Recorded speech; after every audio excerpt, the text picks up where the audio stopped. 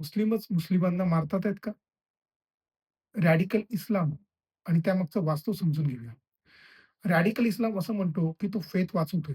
पण सीरियापासून सोमालियापर्यंत, इराकपासून नायजेरियापर्यंत तो फेथ वाचवत नाहीये, तो उलटा नष्ट करतोय. सीरियामध्ये 1.3 कोटी लोकांना घरं सोडावी लागली आणि यातील अनेक जण सुन्नी आणि शिया मिलिशियाच्या बॉम्बिंगमुळे विस्थापित झाले. नॉर्दर्न नायजेरियामध्ये बोको हरामने शेकडो मशिदी जाळल्या आणि दावा केला, की त्या करप्टेड होत्या. येमेनमध्ये हुती फायटर्सने शिया इस्लामच्या नावाखाली सुन्नी टाउन्सवर बॉम्बिंग केली आणि त्याच्या बदल्यात सौदी बॉम्ब्स पडले. आज मुस्लिम वर्ल्डमध्ये सर्वात मोठा व्हायलन्स मुस्लिम विरुद्ध नॉन मुस्लिम नाहीये, तर मुस्लिम विरुद्ध मुस्लिम आहे. हे वेस्टर्न नॅरेटिव्ह नाही. हा इस्लामच्या आत चाललेला सिव्हिल वॉर आहे.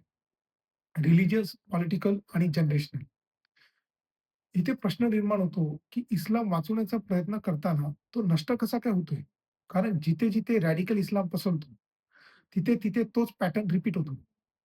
सिटीज ढिगाऱ्यामध्ये बदलतात. इकॉनॉमिक कोलॅप्स होते. कम्युनिटीज तुटतात आणि फेथ एम्ब्रेस करण्याऐवजी लोकांना त्याची भीती वाटू लागते. आपण जिओग्राफीकडे बघूया. वेस्ट आफ्रिकापासून सेंट्रल एशियापर्यंत, अरेबियन पेनिन्सुलापासून साहेलपर्यंत जिथे रॅडिकल मूव्हमेंट सत्ता घेतात, तिथे तोच पॅटर्न दिसतो. शिस्त आणि स्थैर्य देण्याची हे लोकं आश्वासनं तर देतात, पण त्याच्यानंतर निर्दयी अंमलबजावणी करतात आणि दहशतीचं राज्य निर्माण करतात.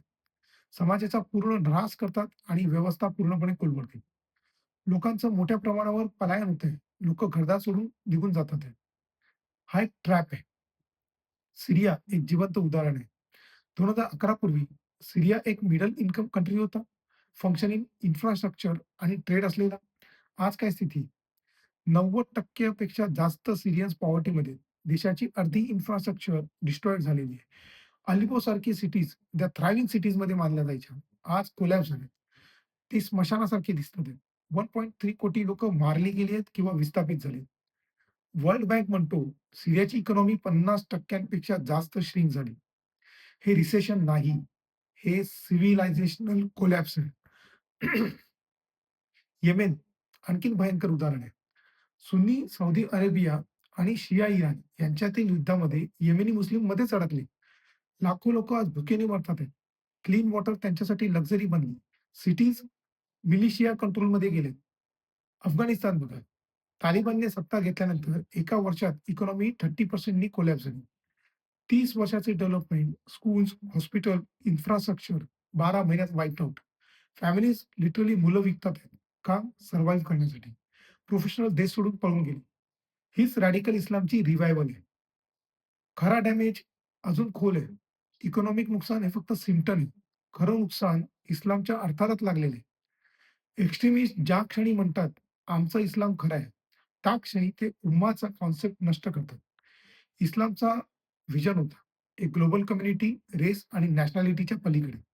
पण जेव्हा एक फॅक्शन रिलिजन ट्रूथवर मोनोपोली जाहीर करतो, तेव्हा इतर सगळे मुस्लिम एनिमीज बनतात. हिस्ट्री पुन्हा रिपीट होते. 7व्या शतकात प्रोफेट मोहम्मद नंतर थोड्याच काळात खारिजाईट्स नावाचा एक्स्ट्रीमिस्ट ग्रुप उदयाला आला. त्यांचा दावा असा होता, की आम्हीच खरे मुस्लिम आहेत. बाकी सगळे खलिफा अली सुद्धा त्यांच्या मते धर्माचे पालन न करणारे होते. त्यांनी मुस्लिमला मुस्लिम विरुद्ध उभं केलं आणि अली यांची हत्या केली आणि आयडिओलॉजी इतकी रिजिड बनवली, की शेजारी सुद्धा तुम्हाला मारू शकतो. इस्लामिक स्कॉलरनी शतकानुशतकं वॉर्निंग दिली, की हा इस्लामसाठी सगळ्यात मोठा इंटरनल थ्रेट आहे. आजचे जिहादिस्ट ग्रुप जे आहेत, हे तेच आहेत. निओ कार्थिजाईट्स. मॉडर्न वेपन्स त्यांच्याकडे आहेत. ISIS बघा, अल-कायदा बघा, तालिबान, बोको हराम बघा. सगळे म्हणतात, आम्ही रिअल इस्लाम रिवाईव्ह करतोय. तकफीर म्हणजे काफिर. एका मुस्लिमला तुम्ही अनबिलीव्हर घोषित करायचं आणि एकदा तुम्ही स्वतःच हे मान्य करायचं आणि मग कोणतीही मर्यादा न ठेवता त्याला मारून टाकायचं. म्हणजे बिलीव्हर्सला मारणं हे फॉरबिडन आहे ॲक्चुअली. पण ते नियम सगळे गायब होतात, पायदळी तुडवले जातात. दया दाखवणं आणि आवर घालणं हे तर इर्रिलेव्हंट आहे. कारण तुम्ही मुस्लिम मारत नाहीयेत. तुम्ही धर्माला न मानणाऱ्यांना मारतात आहे. यातून तुम्ही बाहेर पडूच शकत नाहीत. अशी परिस्थिती तुम्ही स्वतःहून निर्माण केलेली आहे. हा एंडलेस व्हायलन्स आहे. अफगाणिस्तानमध्ये तालिबान शिया हजारास आणि सुफीजला डेव्हिएंट म्हणतात. इराक आणि सिरियामध्ये ISISने शियाजवर जेनोसाईड चालवलं. पाकिस्तानमध्ये शिया डॉक्टर्स, टीचर्स, लॉयर्स मारले गेले. नायजेरियामध्ये बोको हरामने सुन्नी इमाम सुद्धा मारले. एक्स्ट्रीमिस्ट सुद्धा एकमेकांशी लढतात त्यांच्यामध्ये. ISIS विरुद्ध अल-कायदा, तालिबान फॅक्शन्स एकमेकांशीच. एनिमी लिस्ट वाढतच जाते. कोणतीही सोसायटी हे फार काळपर्यंत सहन करू शकत नाही ना.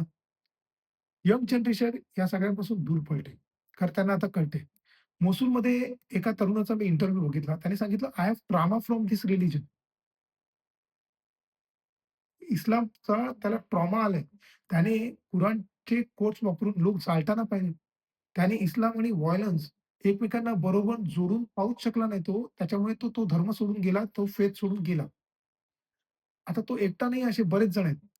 सर्वेच सांगतात तरुण पिढी लिटरली या रिलिजन पासून दूर पळते.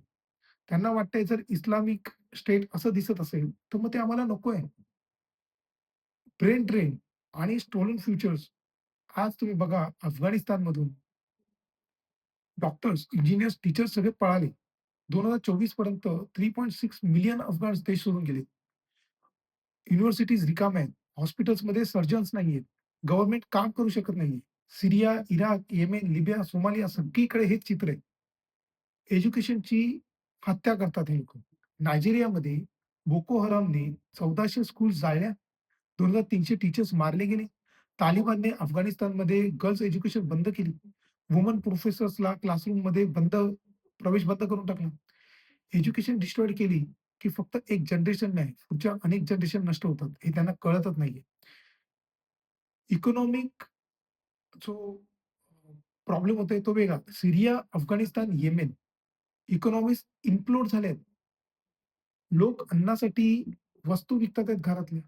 मुलांना स्कूलमधून काढतात आहेत. काही ठिकाणी मुलींना लग्नात विकतात आहेत. UN सांगतो, हा सायकल चालू राहिला तर लाखो लोकं पॉव्हर्टीमुळे मरतील. व्हायलन्समुळे नाही.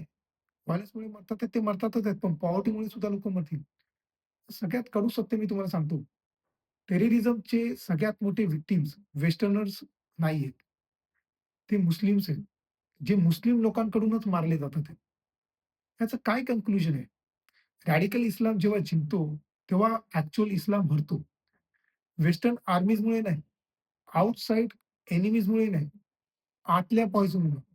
आज इस्लामला सगळ्यात मोठा धोका बाहेरून नाहीये, तर त्या मूव्हमेंटकडून आहे, जे गन्स आणि बॉम्ब्स घेऊन फिरतात आहेत आणि इस्लामला डिफेंड करण्याचा दावा करतात आहेत. हा सायकल थांबू शकतो का? की हा असंच चालू राहणार? हा अंतिम प्रश्न आहे. याच्यासाठी तुमची काय उत्तर आहेत, ती प्लीज कमेंटमध्ये सांगा आणि अशा डीप डाइव्ह व्हिडिओसाठी चॅनल सबस्क्राईब करा. Thank so much.